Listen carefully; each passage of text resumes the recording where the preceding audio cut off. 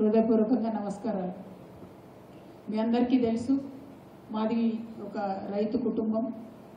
కేసీఆర్ గారు కూడా ఎప్పుడు నేను రైతును అని చెప్పి బలంగా గర్వంగా చెప్పుకున్నటువంటి వ్యక్తి.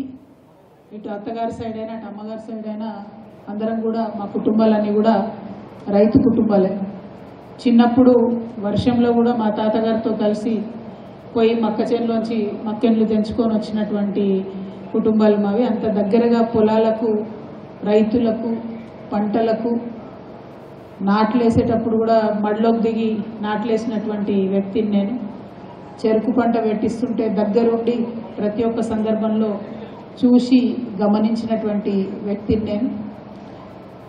ఇంకా అప్పటికి పూర్తిగా ఇంటర్నెట్ రాలేదు, ఇంకా అప్పటికి పూర్తిగా గ్లోబలైజేషన్ కాలేదు.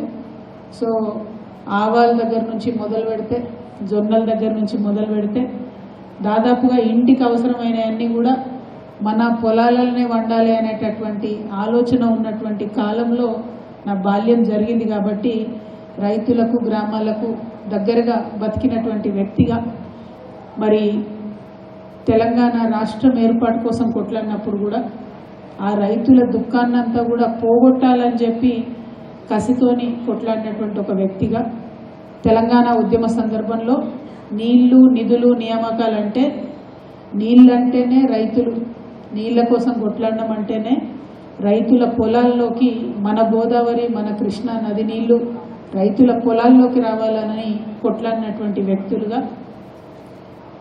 తెలంగాణ రాష్ట్రం ఏర్పడక ముందు 2014 కన్నా ముందు 2013-12 సంవత్సరాలలో దాదాపు 789 మంది రైతులు ఆత్మహత్య చేసుకుంటే తెలంగాణ రాష్ట్రం ఏర్పడంగానే ఆనాడు ఒక త్రిసభ్య కమిటీ వేసుకోవడం జరిగింది.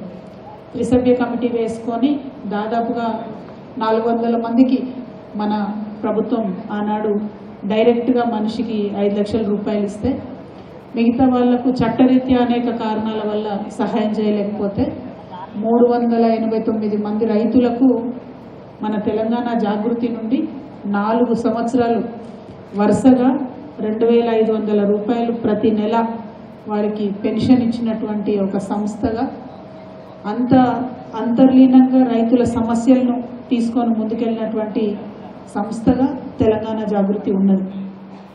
మరి తెలంగాణ రాష్ట్రం వచ్చిన తర్వాత